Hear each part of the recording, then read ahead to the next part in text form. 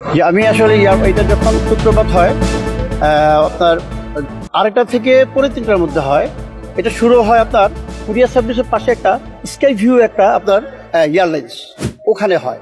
ওখানে হওয়ার পরে আগুনটা প্রায় 1.5 ঘন্টা ওইখানে স্টেবল হয়, ওইখানে থাকে, আগুনটাকে ছড়ায় না। এর মধ্যে ফায়ার ব্রিগেড চলে আসার আমরা যখন আগুনটা দেখি তখন আমি আবার কুরিয়ার সার্ভিস ইনচার্জ কুরিয়ার সার্ভিসে ঢোকার জন্য আমরা চেষ্টা করতেছিলাম। ফায়ার ব্রিগেড আমাদের ঢুকতে দিল না, বলো যে এখানে ঢোকা যাবে না বলে আমরা তাহলে আপনার আগুন নিয়ে ব্যবস্থা করেন।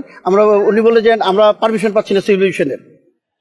এরকম করতে আগুনটা চলে আসলো আপনার স্কাই ভিউতে, চলে আসলো আপনার এই যে কুরিয়ার সার্ভিসে ডিএচএল এর আপনার থার্ড টার্মিনাল যে চলে আসলো ওখানে ফ্যাব্রিক ডিএচএল থেকে পুরো ছড়াই গেল।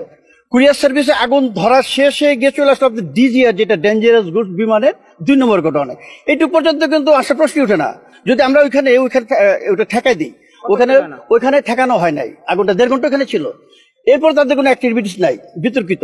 ওইখান থেকে চলে গেল আপনার আগুনটা সরাসরি চলে গেল কোথায় আপনার 2 নম্বর ঘর থেকে আপনার 3 নম্বর ঘর হচ্ছে 2 নম্বর ঘটনা ওয়ার হাউস, যেটা ওইখান থেকে চলে গেল আপনার 1 নম্বর ঘটনা, যেটা আপনার ইলেকট্রনিক্স, তারপরে বিভিন্ন গিফট আইটেম যেগুলি যা আছে সবগুলি তো চলে যাওয়ার পরে ওনারা আগুন নিভাতে পারছেন। আমি বলছি আপনারা যদি আগুন নিভাতে না পারেন, পানি না থাকে বলেন, আমি আমার এখান থেকে পানি দিই, আমার পানি লাইন আছে ওই যে ফায়ার ব্রিগেড দেওয়া যায় না, ওনারা পানি মারতে পারবে না, সমস্যা কিছু সমস্যা, পানি আগুন বেশি জ্বলবে।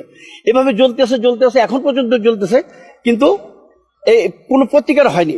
আর ভিতরে আপনার ক্যানোপি থেকে আগুন মারবে, গাড়ি বাইরে দিয়ে কিভাবে পানি মারবে? বাইরে থেকে একটা মশার ঢোকার জায়গা রাখে না, কারণ রেস্ট্রিক্টেড এরিয়া। ওখান দিয়ে পানি আমি কিভাবে মারবো? আমার মারতে হলে আমি ক্যানোপিতে ঢুকে যাবো 8 নম্বর গেট দিয়ে, ঢুকে আমার পুরো ওপেন, তখন আমি গাড়ি পুরো ভিতরে ঢুকাই দিয়ে তখন পানি মারবো, আগুন নিবে।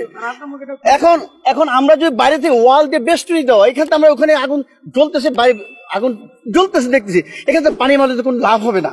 কিন্তু তারাও তা করে, এখনো কিন্তু আপনার ফায়ার ব্রিগেড সব বাইরে, আগুন এখনো জ্বলতেছে, তারা ক্যানোপিতে এখনো ঢুকে নাই, আগুন কিন্তু জ্বলতে নিপতেছে, এইভাবে চলতেছে। আর তো আমরা যদি প্রথমেই ক্যানোপিতে ঢুকে আগে পানি মারতো, আমাদের ওইখানে বন্ধ হয়ে যেত, তাহলে আমাদের এখানে আর এতটুকু ক্ষয়ক্ষতি আসে না।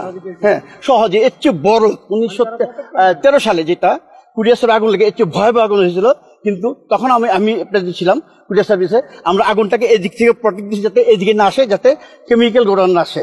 তখন কিন্তু আমরা পারছিলাম, এবার আমাদেরকে ঢুকতে দেওয়া হয় নাই, আমরা পারিনি, এবার কেউ পারে নাই। আগুন নিজ গতিতে জ্বলে পুরা ধ্বংস হয়ে গেছে, হাজার কোটি টাকা ধ্বংস হয়ে গেছে।